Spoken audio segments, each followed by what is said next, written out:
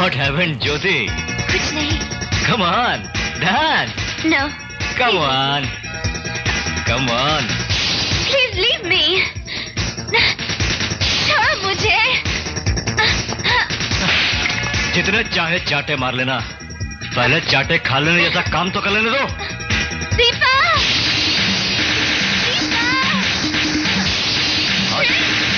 Jyoti.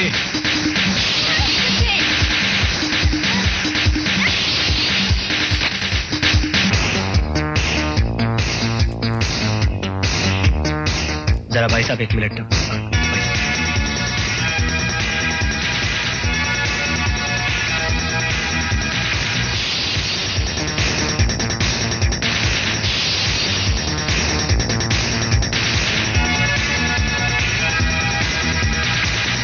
आजा मेरे प्यारे मन.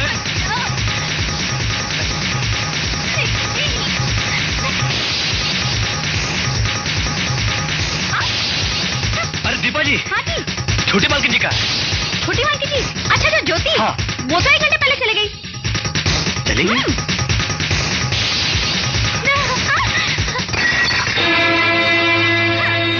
Come on, Jyoti.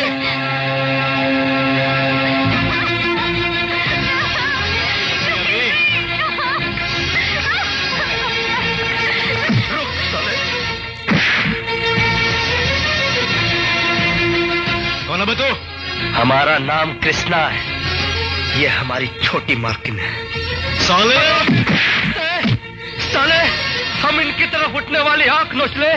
तूने हाथ कैसे लगाया? और कृष्णा. कैसे लगाया तूने? और मार उसे. मार कृष्णा. छोटी मालकिन को हाथ लगाया.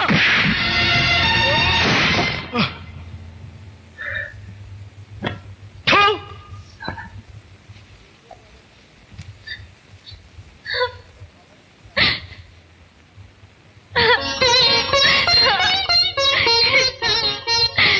कृष्णा, अगर आज तुम बस पर नहीं आते तो रो मत छोटी मालकिन. हमसे तुम्हारे आंसू नहीं देखे जाते. बस.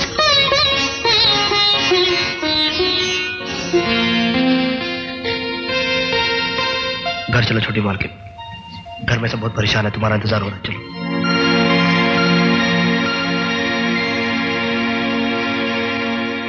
कहां थी तुम अब तक?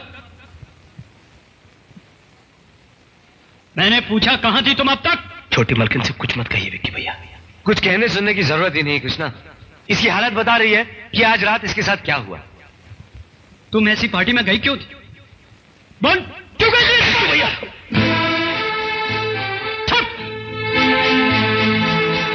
नहीं साहब जी. नहीं साहब जी. साहब जी नहीं. कुछ भी करने से पहले ये सोच लीजिए साहब जी. नहीं कृष्णा, इसके फटे हुए कपड़ों को छुपाने वाली तुम्हारी शॉल ने सब कुछ कह दिया रे. जा तो अंदर जा. कृष्णा,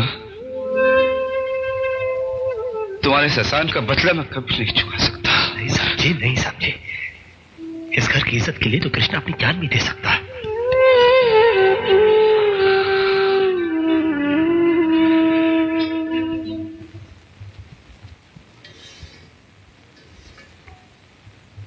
अगर आप चाहें तो कल पंडित जी को बुला लूं. अच्छा सा मुहूर्त देखकर ज्योति की मंगनी तय कर देते हैं.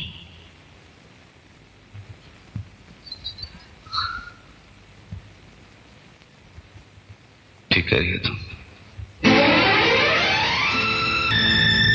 क्या हुआ साहब जी? क्या बात है? क्या हुआ भैया? साहब जी क्या हुआ? फैक्ट्री में आग लग गई कृष्णा.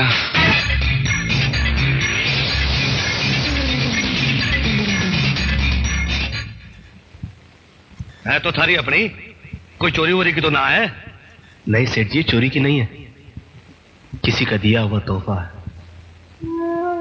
किसी के अच्छे वक्त की निशानी है. आज उसी पे बुरा वक्त आया है, इसलिए मजबूरन बेच रहा हूं. चलिए ले.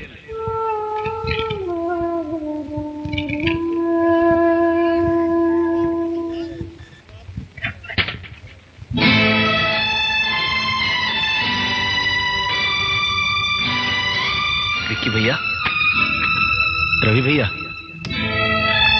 क्या हो रहा है ये सब? क्या चाहिए आप लोगों को हमारे बक्से में से? कृष्णा, ज्योति के गहने कहाँ हैं? छोटी मालकिन के गहने? हाँ। ओह, कितना अनजान बन रहा है बेचारा। सीधी तरह से बता दे कि ज्योति के गहने कहाँ छुपाए हैं। कहीं बेचकर तो नहीं चला है? विक्की भैया, आप लोगों को हम पर ऐसा घटिया इल्जाम लगाते हुए शर्म आनी चाहिए। अरे अरे, क्या हम अपने ही घर में चोरी करेंगे? हाँ, छोटी मालकिन, क्या हम चोर दिखाई देते हैं? हाँ, क्या चोरी जैसा नीच और घटिया काम हम कभी कर सकते हैं? तो फिर गहने कहाँ गए हैं?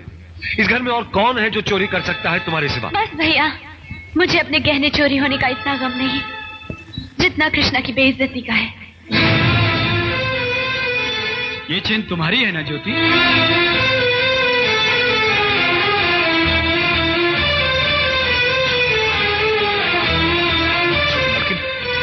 ये हमको नहीं पता कि हमारे बक्से में कैसे पहुंची।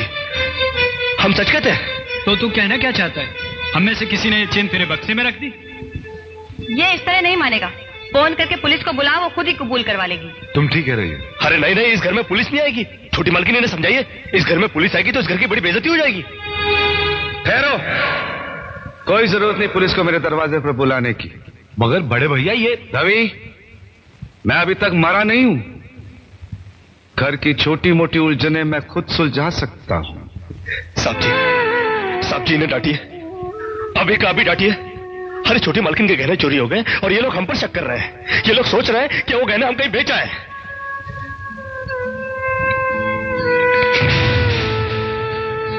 बाकी के रुपए कहां है कृष्णा?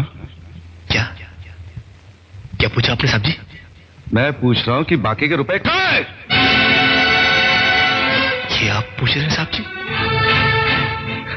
अपने कृष्णा से? देखो कृष्णा, गलती हर इंसान से होती है। तुम मुझे सही सही बता दो कि गहने तुमने कहां बेचे, मैं तुम्हें कुछ नहीं कहूंगा। अब कहने के लिए बाकी क्या है साहब जी? एक छोटा सा सवाल पूछ के आपने बहुत कुछ कह दिया है साहब जी। कृष्णा, बात को आगे मत बढ़ाओ। बात आगे बढ़ चुकी है साहब जी, बात आगे बढ़ चुकी है। अब तो आप पुलिस को ही बुलाइए। वो जब हमें कुत्ते की तरह मार मार के हमसे पूछेगी ना, अब तो हम तभी बताएंगे कि हम गहने कहां बेच कर आए साहब जी। मत कहो मुझे साहब जी। इसी साहब जी की इज्जत आज तुमने मिट्टी में मिला दी। क्या कुछ नहीं किया था मैंने तुम्हारे लिए, उसका मुझे तुमने ये बतला दिया। अरे भैया, ये आप क्या? अरे हट जाओ ज्योति। जिस दिन मेरी फैक्ट्री जलकर राख हो गई थी और मैं बर्बाद हो गया था, मुझे उतना दुख नहीं हुआ था कृष्णा जितना आज हुआ जब तुमने इस घर में चोरी की है। साहब जी, बचपन में जब हमारे माँ बाप मर गए थे ना और हम अनाथ हो गए थे ना, तब भी हमें इतना दुख नहीं हुआ था जितना दुख हमें आज हुआ है जब आपने हमें चोर कहा साहब जी। आपने हमें चोर कैसे कहा साहब जी? और ज्यादा सफाई देने की जरूरत नहीं है। दूर हो जा, मेरी नजरों से दूर हो जा। निकल जा इस घर से। अरे इस घर से ही क्या, इस गांव को ही छोड़कर चले जाएंगे। अरे मुंह जनात का क्या है, काट लेंगे अपनी जिंदगी कहीं भी। इतने साल इस घर में बेफिक्री से ये समझकर काट लिए कि साहब जी का हाथ है हमारे सर पर। हमको क्या है परवाह किसी बात की, मगर नहीं, अब हम जान गए कि इस दुनिया में अनाथ का कोई नहीं होता। हम जा रहे हैं साहब जी और इस घर में कभी नहीं आएंगे। अभी निकल जा। दोबारा इस घर की दहलीज में कदम भी रखा तो मेरा मरा हुआ मुंह देखेगा तू। अरे नहीं नहीं नहीं, मुझ नौकर के लिए अपने दिल को दुख देने की कोई जरूरत नहीं। मैं कदम भी नहीं रखूंगा यहाँ पर, कभी नहीं आऊंगा अभी। भगवान के लिए भैया को गलत मत समझना, उनकी बात को बुरा मत मानना। वो तुम्हें बहुत प्यार करते हैं। हाँ देखा देखा, बहुत प्यार करते हैं मुझसे। कृष्णा, ये क्या हो रहा है? क्यों चिल्ला रहे हो? अरे नहीं नहीं, आप हमसे बात मत करो बड़ी मालकिन। क्यों? अरे हम छोटी मालकिन के सारे गहने चुरा के खा चुके हैं। ये क्या बकवास कर रहे हो? अरे नहीं, हम सच बोल रहे हैं, हम सच बोल रहे हैं। हम चोर है चोर। और आप भी हमसे बात क्या कर रही हो? अब हमको मारो, मारो हमको। कृष्णा, बड़ी मालकिन, जब विक्की भैया ने हमको चाटा मारा ना, हमको बुरा नहीं लगा। हर नैना भाभी ने हमको कुत्ता बोला, कुत्ता, हम वो भी सह गए। मगर आज साहब जी ने जब हमको चाटा मारा तो हमें यहाँ नहीं, यहाँ लगा, यहाँ। उन्होंने तुम्हें चाटा मारा? हाँ, और सिर्फ चाटा ही नहीं मारा, घर छोड़कर जाने के लिए कहा है। और हम भी यहाँ रहेंगे नहीं, हम जा रहे हैं। और आप भी सुन लो बड़ी मालकिन, अगर भूले भटके हमने आपके दिल को ठेस पहुंचाई हो ना, तो हमको माफ कर देना। ये क्या सुन रही हूं मैं? आपने कृष्णा पर हाथ उठाया, उसको घर से निकल जाने के लिए कहा। आप क्या समझते हैं हमारा कृष्णा चोरी कर सकता है? अरे अगर भगवान भी जमीन पर उतरकर उसके खिलाफ गवाही देना, तब भी मुझे विश्वास नहीं होगा। आप किसे मानते हैं?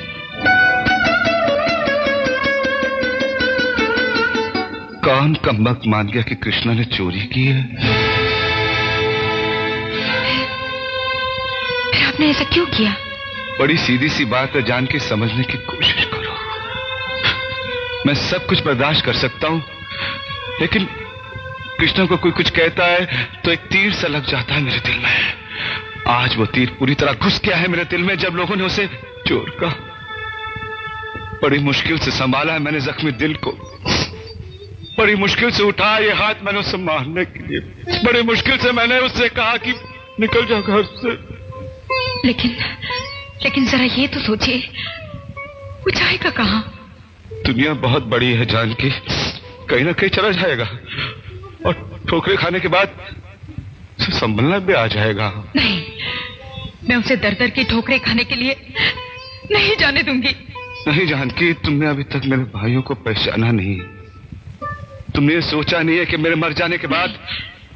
ऐसा मत कहिए। हाँ जानकी, मेरे मर जाने के बाद इस घर में उस गरीब की क्या हालत करेंगे ये तुमने सोचा नहीं। अरे वो इस घर में रहकर समझ नहीं सकता, क्योंकि उसके दिल में मैल नहीं है। लेकिन उसे भेजना भी है तो ऐसे ही क्यों? दूसरा तरीका उसकी समझ में नहीं आएगा जानकी, और वो हमारा दामन छोड़ के कभी नहीं जा पाएगा। अरे साहब जी, जिन हाथों से मारा है उन हाथों से आशीर्वाद तो दे दो।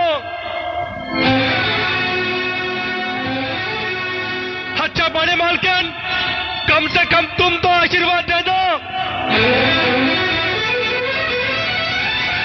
हम समझ गए कि इस घर से हमारा दाना पानी उठ चुका। अरे बड़ी सीधी सी बात है साहब जी, मगर कृष्णा के समझ में आ जाई है कि गरीब की किस्मत उस पर कुछ दिनों के लिए मेहरबान तो हो सकती है, मगर हमेशा के लिए संवर नहीं सकती।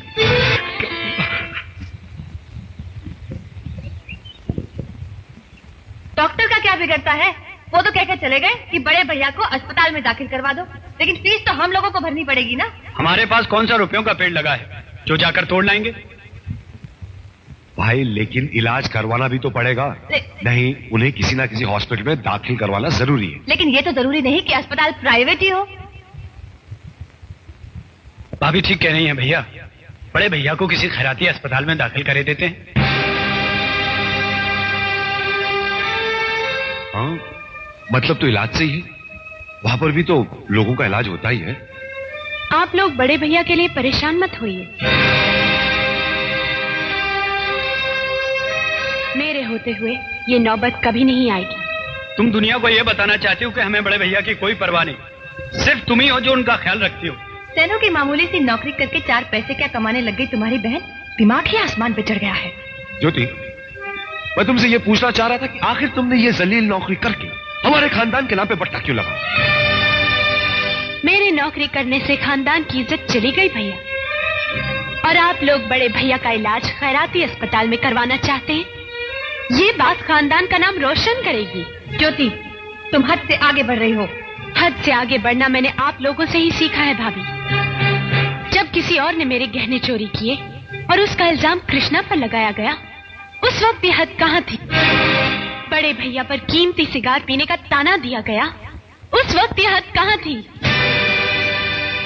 जब गारंटी के पेपर्स पर दस्तखत नहीं हुए और बड़े भैया को अपनी मनपसंद कार दे देनी पड़ी, उस वक्त ये हद कहाँ थी?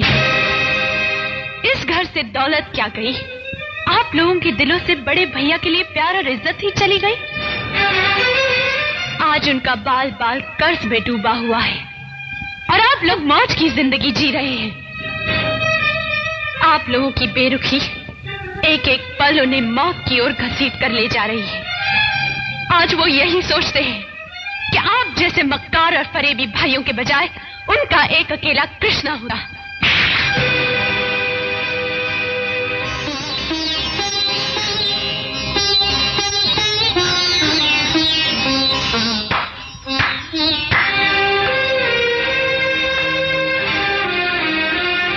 शाबाश रवि, शाबाश। बहुत अच्छा किया तुमने। अपनी छोटी बहन पर हाथ उठाकर तूने अपने बड़प्पन का सबूत दिया रे। ज्योति, बड़ी सीधी सी बात है। इतने सालों से जिस भाई के हाथों पर तू राखी बांधती चली आ रही है ना, इस थप्पड़ को उस भाई की तरफ से उन राखियों का नजराना समझना तुम। अरे कमबख्त, तुझे शर्म ना आई? आज तक जिस बहन की तरफ मैंने घूर के भी नहीं देखा, तूने मेरी उस मासूम बहन पर हाथ उठाया।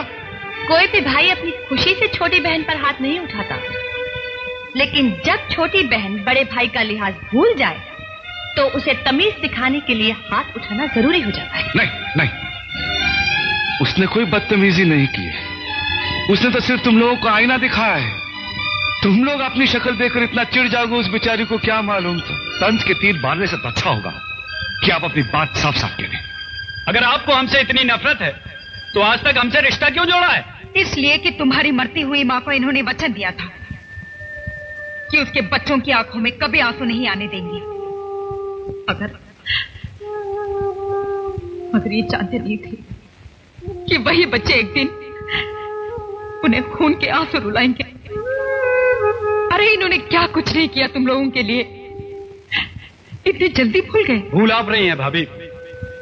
13,000 की वो रकम जिसे बिजनेस में लगाकर इन्होंने तरक्की पाई थी, वो 13,000 इन्हें एक झोपड़ा बेचने के बाद मिले थे। और वो झोपड़ा इनका नहीं, हमारी माँ का था। इन्होंने हमारे लिए जो कुछ भी किया वो एहसान नहीं, इनका फर्ज था।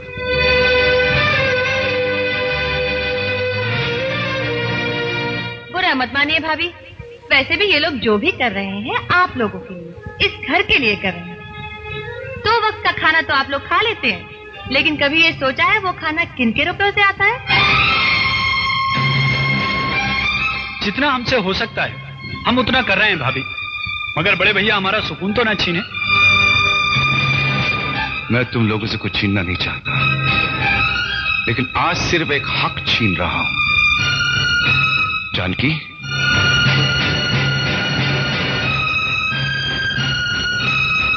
इन दोनों में से मेरी चिता में कोई आग नहीं लगाएगा। वैसे भी ये हक हमारा नहीं बड़े भैया, औलाद का होता है। मगर अफसोस भाभी माँ की कोई औलाद ही नहीं।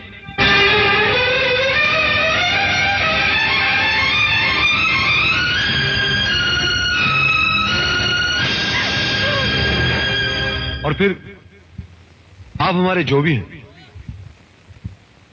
मगर हैं तो सौतेले भाई।